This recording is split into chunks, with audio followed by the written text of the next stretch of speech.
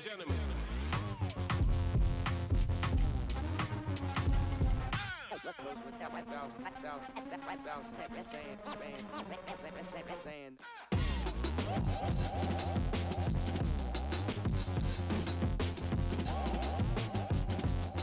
Evening friends, Himalayan stock Gurukul में आप लोगों का स्वागत है। और आज evening wrap up of Indian stock market जो कि हर रोज हम करते हैं। 18th ऑफ दिसंबर है आज, और मंडे, ट्यूसडे एंड वेडनेसडे 3 दिनों में हमारी मार्केट कितनी फॉल हुई है? 600 पॉइंट। इंडियन मार्केट आज बहुत ही ज्योमेट्रिकली डिक्लाइन की है। क्या रीज़न रहे इस डिक्लाइन के, वो आज हर चीज़ को हम डेप्थ में स्टडी करेंगे। और सबसे बड़ा रीज़न रहा कि आज बुकिंग प्रॉफिट, जो इन्वेस्टर्स हैं वो अपने प्रॉफिट को बुक कर रहे हैं। और दूसरा जो सबसे इम्पोर्टेंट पॉइंट है जिसको और डेप्थ में आज हम स्टडी करेंगे, यूएस फेडरल रिजर्व की जो पॉलिसी है वो अनाउंस होने वाली है। वो मीटिंग कब शुरू हुई है? 17th को, और आज शाम को वो अनाउंस करने वाले हैं। जर्मी पॉवेल जो है वो अनाउंस करेंगे, और वो क्या डिस्कस करने वाले हैं, क्या उनकी कमेंट्री होगी, उस सब को हम डिस्कस करेंगे। अब यहाँ पे देखिए आप, इंडिया विक्स जो वोलेटिलिटी इंडेक्स है वो आज डिक्रीज किया है। ये बहुत इंटरेस्टिंग पॉइंट है। यहाँ ग्राफ में आप देखिए, वोलेटिलिटी जो इंडेक्स है जो मैं आपको समझा रहा हूँ वो 15 से नीचे है, मीनिंग लो वोलेटिलिटी है इंडियन मार्केट में। अब जो इंडियन मार्केट है 24,000 से नीचे नहीं जानी चाहिए। ये सबसे इम्पोर्टेंट सपोर्ट का लेवल है हमारे निफ्टी का। अगर इससे नीचे ये गया तो बहुत ही मुश्किल हो जाएगी इंडियन स्टॉक मार्केट को। यहाँ पे देखिए, आज जो निफ्टी है वो 24,198.85 पॉइंट पे आया, डिक्लाइन किया। ये देखिए मैसिव डिक्लाइन है इसमें, 137.15 पॉइंट की। अब इस मैप को अगर आप ध्यान से देखिए, ये निफ्टी 50 का मैप है। ये डिक्लाइन करता गया, हर स्टेज के ऊपर इसमें प्रॉफिट बुकिंग हुई है आज। जो सबसे इम्पोर्टेंट रीज़न है वो है प्रॉफिट बुकिंग का। लोगों ने प्रॉफिट बुक किया है। अब सवाल उठता है कि ये जो प्रॉफिट बुकिंग है ये क्या कॉन्सेप्ट है, होता क्या है?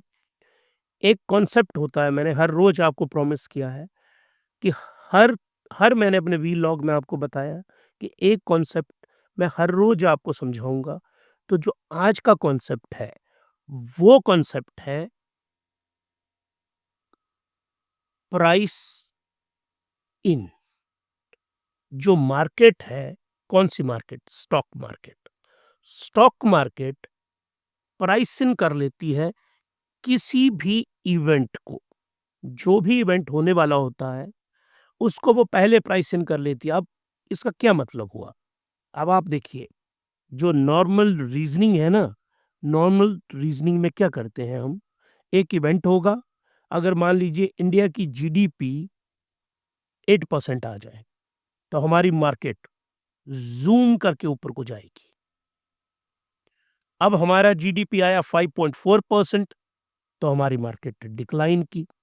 लेकिन इवेंट के होने से पहले मार्केट जिसको एनालाइज कर लेती, एक बार फिर से सुनिए आप, मार्केट जो है प्राइस इन करती है इवेंट्स को उनके होने से पहले। मार्केट बहुत ज़्यादा स्मार्ट है। और मार्केट में कौन है? Market participant. मार्केट के जो पार्टिसिपेंट है they are very very smart. वो इवेंट को पहले ही देख लेते हैं, भांप लेते हैं कि इवेंट में क्या होने वाला है। अब यहाँ पे मैं आपको इस कॉन्सेप्ट को और डेप्थ में ले जाके समझाता हूँ कि क्या मीनिंग हुआ प्राइस इन का। प्राइस इन, फेड की जो मीटिंग है वो कब है? 17 और 18 को। अगर आप नेस्डेक को देखेंगे और साथ में S&P 500 को देखेंगे, ये दोनों पिछले इनके जो 7 सेशन हैं उनसे राइज कर रहे हैं। क्यों राइज कर रहे हैं? क्योंकि इनको पता है कि 25 बेसिक पॉइंट्स रेट कट जरूर करेंगे वो। और मार्केट के जो पार्टिसिपेंट है जिसमें सबसे इंपॉर्टेंट होते हैं फंड हाउसेस, एफआईआईस, बैंक्स, या जैसे हमारी एलआईसी है उस तरह की इंश्योरेंस फर्म्स, पेंशन फंड्स, ये हैं बहुत बड़े बड़े पार्टिसिपेंट। ये क्या करते हैं, इनको पता है कि ये चीज होने वाली होगी कब, ये 18th ऑफ दिसंबर को। लेकिन ये बढ़ कब से रहा है, ये बढ़ रहा है 5th ऑफ दिसंबर से, मीनिंग 10 ट्रेडिंग सेशन से मार्केट ऊपर को जा रही है, क्योंकि उन्होंने प्राइस इन कर लिया है कि ये 25 पॉइंट कट होगा।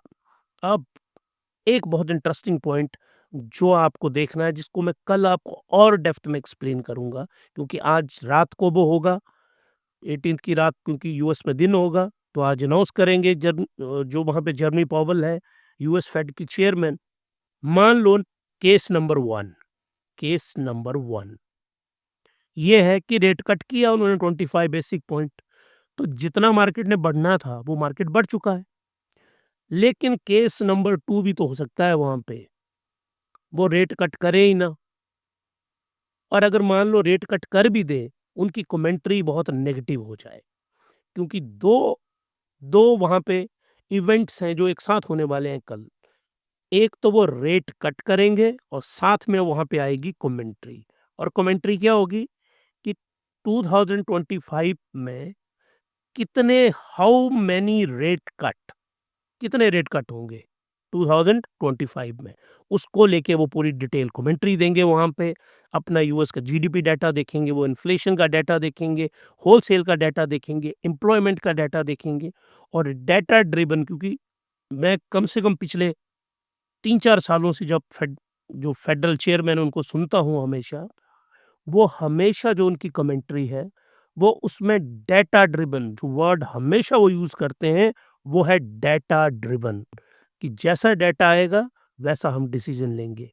तो अब हम देखेंगे कि वो कितने रेट कट के लिए बोलेंगे, कि अगले साल कितने रेट कट किए जाएंगे, और इमीडिएट वो रेट कट 25 पॉइंट करते हैं कि नहीं करते। अगर मान लो नहीं, जो मार्केट ने सोचा वही किया, तो कोई मैसिव राइज नहीं आपको दिखेगा। क्यों नहीं दिखेगा, मार्केट पहले ही उस इवेंट को प्राइस इन कर चुकी है। आई होप आपको ये वाला जो कॉन्सेप्ट है प्राइस इन का वो समझ आया होगा। अगर आपको समझ आया है तो लाइक कीजिए, सब्सक्राइब करिए, शेयर करिए। अगर आपको पसंद आई है मेरी एक्सप्लेनेशन, नहीं आई है एक्सप्लेनेशन पसंद, तो कमेंट करके बताइए मुझे कि आपको क्यों पसंद नहीं आई, क्या इंप्रूवमेंट आपको चाहिए, आपको उस तरह से मैं चीज़ों को एक्सप्लेन करूंगा। अब बैक टू निफ्टी 50 पे आते हैं। निफ्टी 50 हमारा डिक्लाइंस 33, एडवांसेस 17, तो मतलब 1:2 ही रखो आप, थोड़ा सा कम है, लेकिन एक बढ़ रहा था तो दो डिक्रीज कर रहे थे। सेंसेक्स हमारा ये भी 0.62% फेल किया। ये देखिए यहाँ से यहाँ तक जो 30 वाला इंडेक्स है हमारा, उसकी भी रिट्रेसमेंट भी एग्जैक्टली वैसी है। और अब हम एनालिसिस करेंगे, हिमालयन स्टॉक गुरुकुल एनालिसिस करेगा आज की मार्केट में, कि आज की मार्केट इतनी नेगेटिव, ये जो मार्केट है वो क्यों रही, अब उसके रीजन। अब आप आइए, यहाँ बहुत इंटरेस्टिंग, आज मैंने आपको 2 चार्ट यहाँ पे दिखाऊंगा। गूगल चार्ट का इस्तेमाल करते हैं हम मोस्ट ऑफ द टाइम, जो मैंने आपको बताया। अगर आपको भी कोई चार्ट देखना है तो गूगल चार्ट पे जाइए, बहुत अच्छे चार्ट्स होते हैं। गूगल फाइनेंस में आप जाइए, गूगल चार्ट में, या सिंपली नाम डालिए उसका चार्ट, वो गूगल अपने आप खोल देगा। एक ईयर टिल डेट, ये कॉन्सेप्ट ये है YTD, इसका मीनिंग होता है ईयर टिल डेट। बहुत सिंपल मीनिंग है। आज डेट कितनी है, 18 दिसंबर 2024। ईयर टिल डेट का मीनिंग है 80 दिसंबर 2023। ये एग्जैक्टली 1 ईयर। कितने परसेंट इंक्रीज या डिक्रीज हुआ, इसको कहते हैं YTD। कभी भी आप पढ़ेंगे तो इसका मीनिंग ये है। स्टैंडर्ड एंड पुअर्स 500, ये अमेरिका का इंडेक्स है। 1 साल में इसके रिटर्न देखिए आप, ज़ूम करके इंक्रीज़ हुआ ये, देखिए आप। इसको कहते हैं अपवर्ड स्लोपिंग।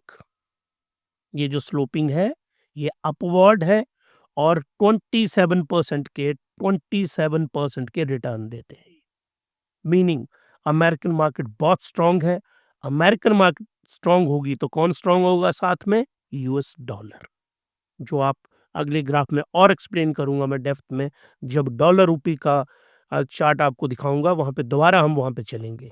तो इनकी परफॉर्मेंस बहुत अच्छी है। अमेरिकन मार्केट स्ट्रांग हुई है। ये देखिए, ईयर टिल डेट निफ्टी का जो रिटर्न है, हमारी इंडियन मार्केट का रिटर्न मात्र 11% है। मीनिंग 2.5 गुना ज्यादा रिटर्न है स्टैंडर्ड एंड पुअर्स का अमेरिका में, और नेस्डेक का तो उससे भी कई गुना ज्यादा है। पर इक्विवेलेंट को जब आप कंपेयर करते हैं तो ऑरेंज को ऑरेंज से करेंगे ना, एप्पल को एप्पल से करेंगे। तो निफ्टी को नेस्डेक से नहीं कर सकते हम, हमें नेस्डेक जो है वो टेक्नोलॉजी इंडेक्स है, तो नेस्डेक से कंपेयर करना है तो मैं निफ्टी आईटी को कंपेयर करूंगा। वो भी कल के वीडियो में, वो भी मैं आपको कंपेयर करके दिखाऊंगा। तो यहाँ पे देखिए वो 2.5 गुना ज़्यादा बढ़ा है। मीनिंग हमारा जो रूपी है उसका कमज़ोर होना तय है और डॉलर का स्ट्रांग होना तय है, क्योंकि उनका इंडेक्स, उनकी इकोनॉमी बहुत ज़्यादा अच्छा मूव कर रही है। हमारा यहाँ पे देखिए निफ्टी 50 का जो इंडेक्स है वो डाउन है, वो कमज़ोर है। तो इसका मीनिंग क्या हुआ कि हमारी जो जीडीपी है किसकी? इंडिया की। इंडिया की जीडीपी डाउन है।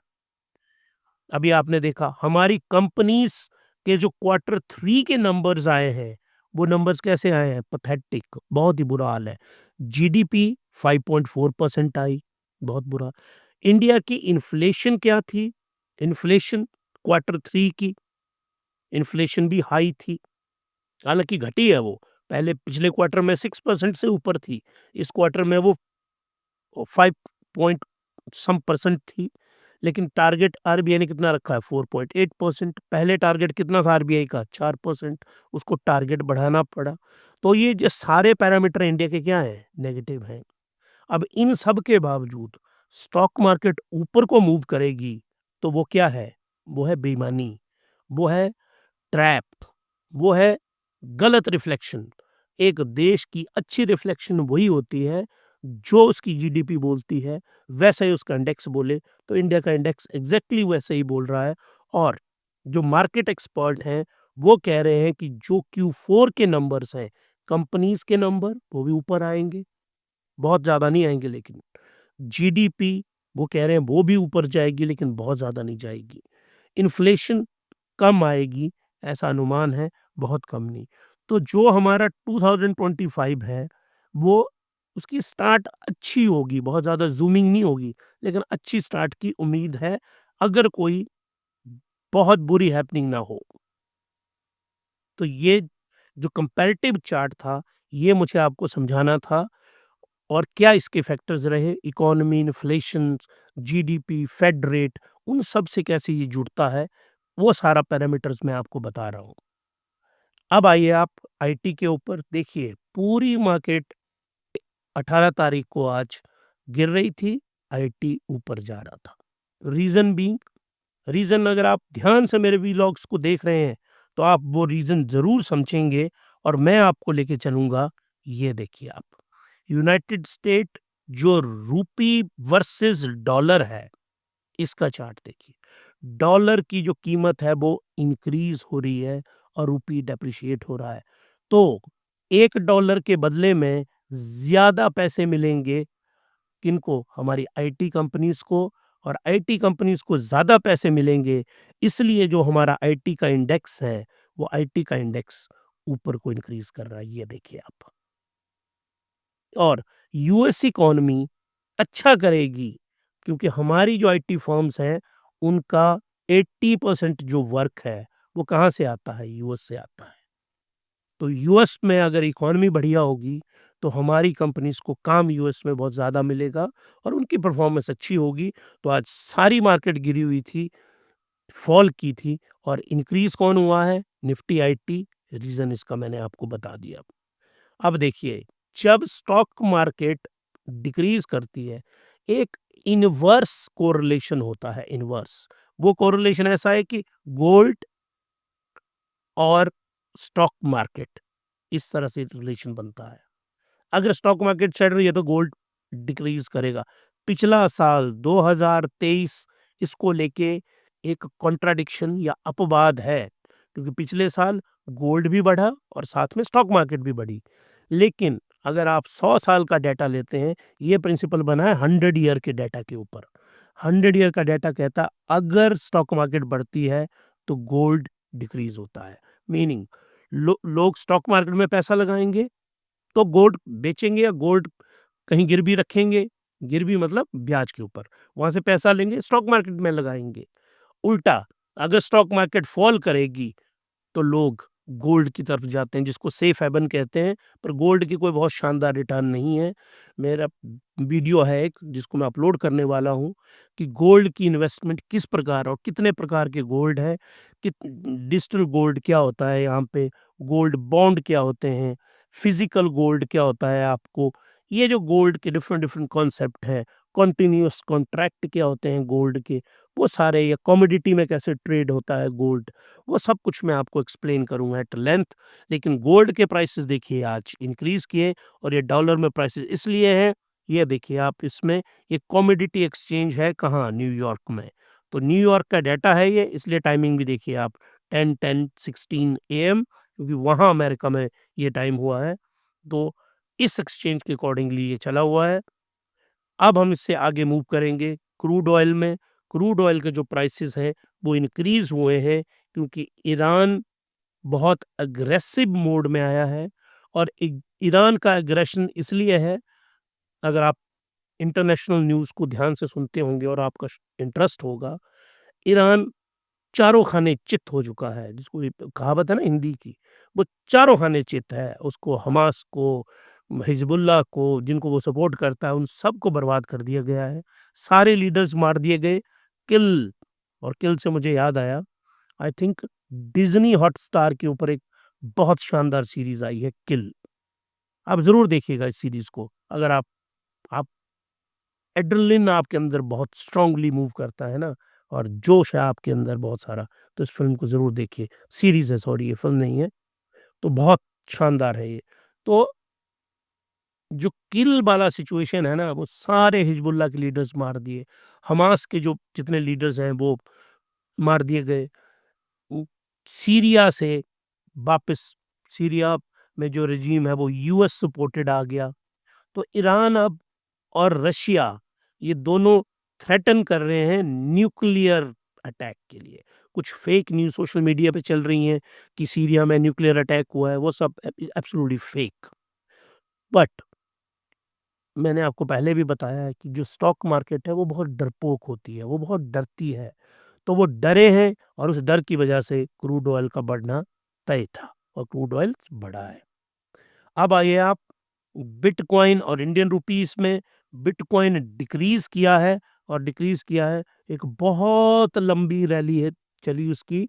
उसके बाद वो चलते गए और कहाँ पहुंच गए, ये देखिए आप, 88 लाख, छोटा अमाउंट नहीं है, 1,08,000 डॉलर के आसपास यहाँ पे ये पहुंचे हैं। Reason, awaiting the Federal Reserve interest rate decision. देखिए आप, कोई भी एसेट हो, हर एक एसेट क्लास में, किसमें, चाहे वो बॉन्ड हो, चाहे वो गोल्ड हो, चाहे वो क्रिप्टो हो, चाहे वो स्टॉक हो, हर एक एसेट में इन्वेस्टमेंट से पहले लोग क्या देख रहे हैं, फेडरल रिजर्व के इंटरेस्ट रेट का डिसीजन। और जो पॉलिसी है प्रेसिडेंट इलेक्ट डोनाल्ड ट्रंप जी बोलेंगे, इनकी पॉलिसी या तो ये जाने, और शायद ये भी नहीं जानते।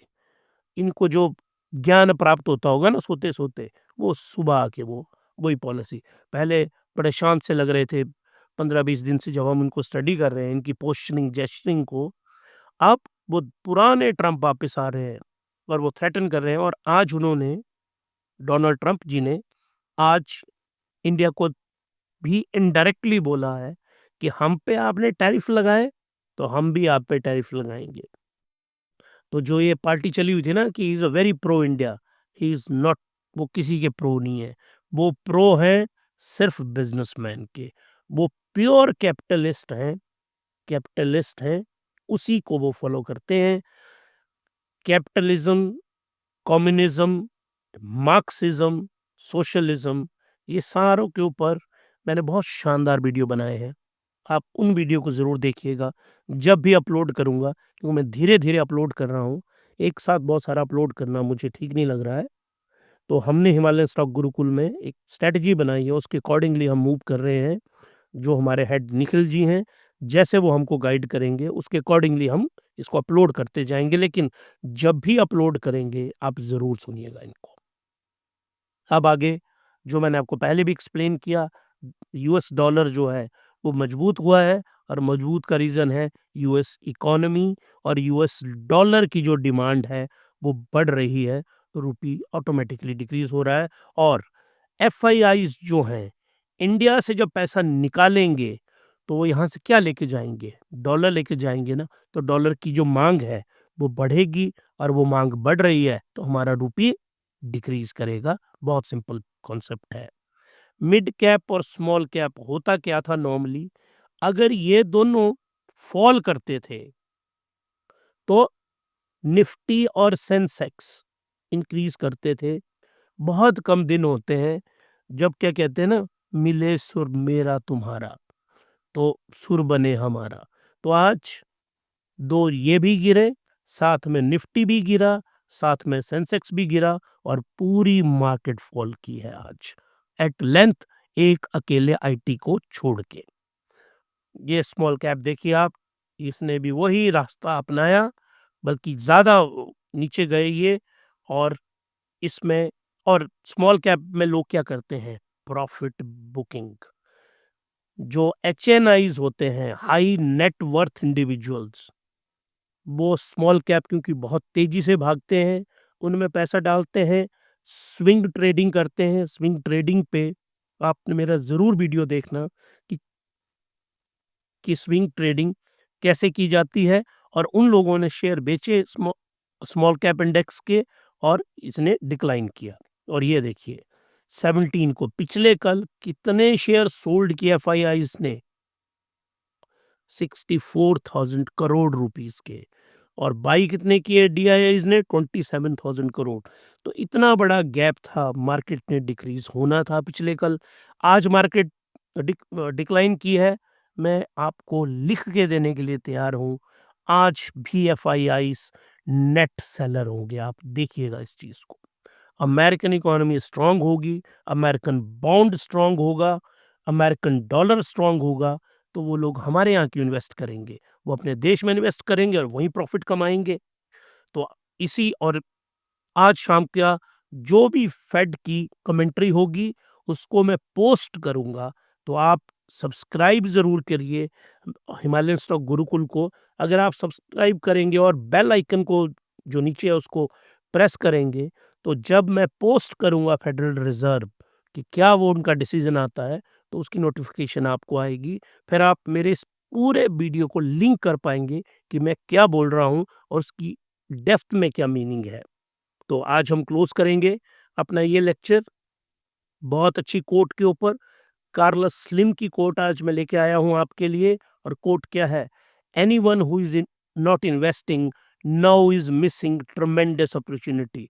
अगर आप इन्वेस्ट नहीं कर रहे अपनी लाइफ में ना, investing, I am talking about investing, अगर वो आप नहीं कर रहे हैं तो आप एक ट्रमेंडस अपॉर्चुनिटी लॉस कर रहे हैं।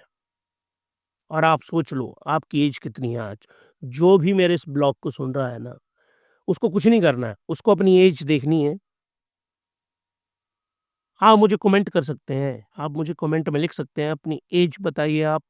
मैं आपको एग्जैक्टली बता दूंगा कि आपके पास आपके प्रोफाइल के अकॉर्डिंगली कितनी वेल्थ होनी चाहिए थी। फिर आप खुद कम, मैं आपसे ये नहीं पूछूंगा कि कितनी है, I am not interested in that. आप एग्जैक्टली बताइए आपके पास इतनी वेल्थ होनी चाहिए थी। आप फिर मुझे बताइएगा कि है आपके पास। अगर नहीं है, और मैं आपको गारंटी देता हूँ इंडिया में 90% के पास नहीं है। क्यों नहीं है? इस लाइन को 90% लोग फॉलो ही नहीं करते हैं। आप इस लाइन को फॉलो की करिए, इसको फॉलो करेंगे ना, आपकी वेल्थ क्रिएशन है ना, वो कोई नहीं रोक सकता। यहाँ पे देखिए, anyone who is not investing now is missing the ट्रेमेंडस opportunity. आप अपॉर्च्युनिटी और ये देखिए अपॉर्च्युनिटी कॉस्ट लॉस कर रहे हैं। मान लीजिए आपके पास 10 लाख रुपया था। कब था आपके पास 10 लाख रुपया? 2015 में। इस 10 लाख रुपए और आज कितने साल हो गए? 9 ईयर लेते हैं। और चलो कैलकुलेशन के लिए सिंपली 10 कर लेते हैं, 2014 में आपके पास था। तो 10 साल में आपने वो पैसा एफडी में रखा होगा, आपने वो बैंक में रखा होगा, ठीक हो गया। वहाँ पे एक आपको 6% रिटर्न दिया होगा, एक ने आपको 4% रिटर्न दिया होगा। एब्सोल्यूट रिटर्न इसी टर्म्स में निकल के आते हैं। और अभी मैंने इन्फ्लेशन माइनस नहीं की है। अगर वो मैं माइनस कर दूँ तो ये पैसा आपका माइनस में ही है। तो अगर आप इस पैसे को कहाँ पे डालते? इस पैसे को मान लीजिए आपने स्टॉक मार्केट में किसी भी म्यूचुअल फंड में डाला होता, जिसका रिटर्न 15% होता, मात्र 15% रिटर्न होता। तो मात्र 15% रिटर्न से आज ये आपका पैसा 9 सालों में 27 से 28 लाख रुपए होता। और जो आपने बैंक में डाला है और यहाँ डाला है, ये पैसा आपका 14 से 15 लाख है। तो आपको नेट लॉस कितना हुआ? 10 लाख रुपए का। पैसे आपके पास है, आपके वो 10 लाख जो हैं 14-15 लाख रुपए बन गए। लेकिन वो 27-28 लाख बन सकते थे, उससे ज़्यादा भी, बट मैं एवरेज करके ले रहा हूँ। तो 10 लाख रुपए का नुकसान किसको हुआ? आपको हुआ है। और ये 10 लाख का नुकसान यहीं नहीं रुकेगा। जब ये कंपाउंडिंग इफ़ेक्ट में जाएगा, तो अगले जो 10 साल हैं, इस 10 साल को 15% के इंटरेस्ट से लगाइए आप। जो अपॉर्च्युनिटी लॉस आपने की, आपने 25 से लेके 30 लाख रुपया अपने लॉस का लॉस किया। Loss of loss. तो आप देखिए कंपाउंडिंग से आप कितना पैसा खो रहे हैं। मैं तो आपको ये बता रहा हूँ कि आपने कितना नुकसान किया। Time in the market. और अगर आप मार्केट पे टाइम पे आगे होते, तो आप 27 से 28 लाख होता। और वही अगले 10 साल में 2.5 गुना करके हम उसको कंपाउंडिंग से मल्टीप्लाई करके वो आराम से 1 पॉइंट सीआर के करीब जाता। तो वही 10 लाख रुपया है, देखिए कहाँ पहुँच गया 20 साल में। तो ये जो कंपाउंडिंग है, time in a market, opportunity cost, इन सब का आपको फ़ायदा उठाना है। तो anybody who is not investing now is missing a tremendous opportunity. आपके पास ₹50 है ना इन्वेस्ट करने के लिए, ₹50 होंगे ना, ₹100 बीड़ी, सिगरेट, शराब से बचा के आप ₹100 भी बचाएँगे ना दिन का, उसको ज़रा इन्वेस्ट करके देखिए। और फिर देखिए जादू इन्वेस्टिंग का। आप एप्रिशिएट करेंगे इस कॉन्सेप्ट को। और आपने मेरा वीडियो यहाँ तक देखा, अच्छा लगा तो लाइक करिए, शेयर करिए, सब्सक्राइब करिए। यहाँ तक देखने के लिए with big smile, thank you very much.